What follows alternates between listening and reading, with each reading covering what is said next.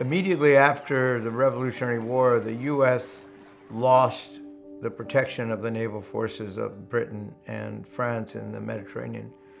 And the Barbary Pirates were the naval forces of the satellite states of the Ottoman Empire, who essentially demanded tribute or would seize commercial vessels and hold as prisoners and hostages their crews, and sometimes even put them into slavery.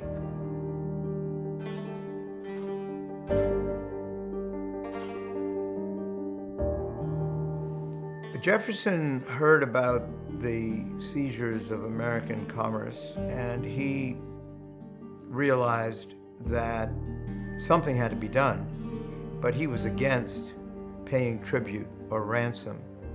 So when the issue came up in Jefferson's time, Jefferson did explicitly authorize the naval forces that Congress had provided him to defend American commerce.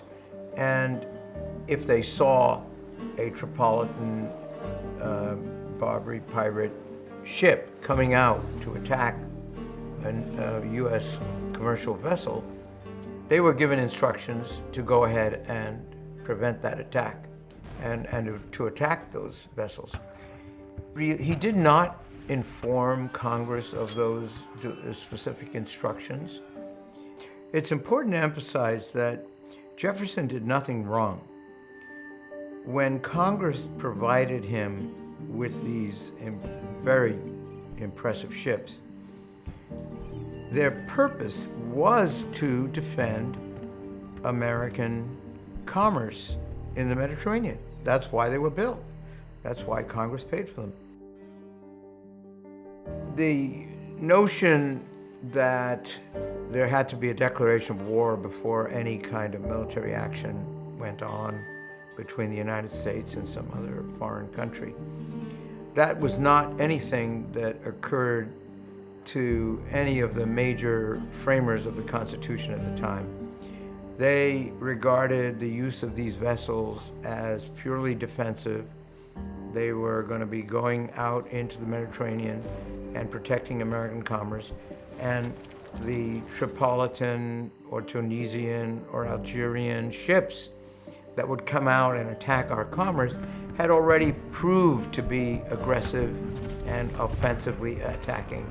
The issue of a declaration of war never came up. No one suggested that these actions were illegal because of lack of declaration of war.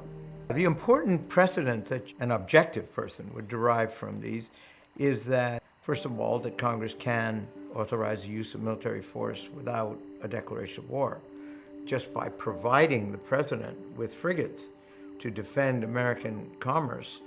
This is the way our Constitution works, with power over the same issue distributed to different branches. So it's very important that people realize that you can't simply resolve these kind of disputes in our constitutional system by saying, oh, the president has this power, commander-in-chief. Oh, the Congress has that power to declare war. That doesn't work. That's not what the framers intended. The framers intended to give powers to both branches, and indeed to the Supreme Court as well, to be able to affect the very same issues. So there would be conflict between the branches based on real power.